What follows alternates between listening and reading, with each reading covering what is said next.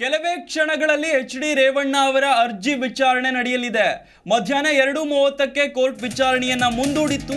ಸದ್ಯ ಇನ್ನು ಕೆಲವೇ ಕ್ಷಣಗಳಲ್ಲಿ ಅಂದ್ರೆ 2:30ಕ್ಕೆ ಜಾಮೀನು ಅರ್ಜಿ ವಿಚಾರಣೆ ನಡೆಸಲಿದೆ ಕೋರ್ಟ್. ಜನಪ್ರತಿನಿಧಿ ವಿಶೇಷ ಕೋರ್ಟ್ನಲ್ಲಿ ರೇವಣ್ಣ ಅವರ ಅರ್ಜಿ ವಿಚಾರಣೆಯಾಗಲಿದೆ.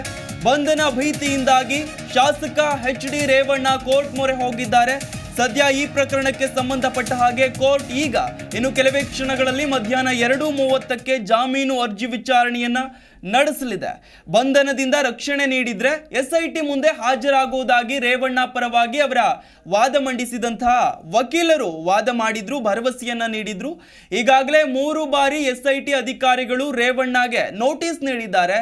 ಆದರೆ ನೋಟಿಸ್ಗೆ ಉತ್ತರ ನೀಡಿಲ್ಲ. ವಿಚಾರಣೆಗೆ ಇದುವರೆಗೂ ಕೂಡ ರೇವಣ್ಣ ಹಾಜರಾಗಿಲ್ಲ. ಈ ಸಂಬಂಧ ಬಂಧನದ ಭೀತಿಯಲ್ಲಿ ರೇವಣ್ಣ ಇದ್ದಾರೆ. ಹೀಗಾಗಿ ರೇವಣ್ಣ ಬಂಧನ ಮಾಡದೇ ಇದ್ರೆ ಅವರನ್ನ ವಿಚಾರಣೆಗೆ ಹಾಜರುಪಡಿಸುವುದಾಗಿ ಭರವಸೆ ನೀಡಿದ್ರೆ ಮಾತ್ರ ವಿಚಾರಣೆಗೆ ಹಾಜರುಪಡಿಸುವುದಾಗಿ ಇದೀಗ ಕೋರ್ಟ್ ಮುಂದೆ ರೇವಣ್ಣ ಪರವಾಗಿ ವಕಾಲತ್ತು ವಹಿಸಿದಂತಹ ವಕೀಲರು ವಾದಿಸಿದ್ದಾರೆ.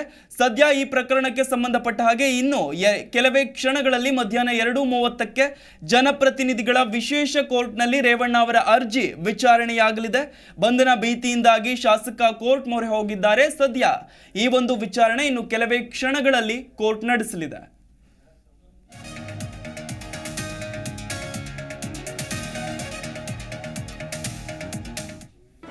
ಜಿ ಕನ್ನಡ ನ್ಯೂಸ್ ಈಗ ನಿಮ್ಮ ಮನೆಯಲ್ಲೇ ನೋಡಿ.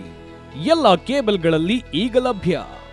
ಸನ್ Direct 292, Jio TV 1334, U digital 162, City Cable 51, GTPL 17, Abhishek cables 821, Rockline telecommunication 51, Shri Basaveshwara number 60, Vinayaka digital number 53, in digital number 896ರಲ್ಲಿ ನಿಮ್ಮಿಷ್ಟದ ಜಿ ಕನ್ನಡ ನ್ಯೂಸ್ ನೋಡಿ ಆನಂದಿಸಿ.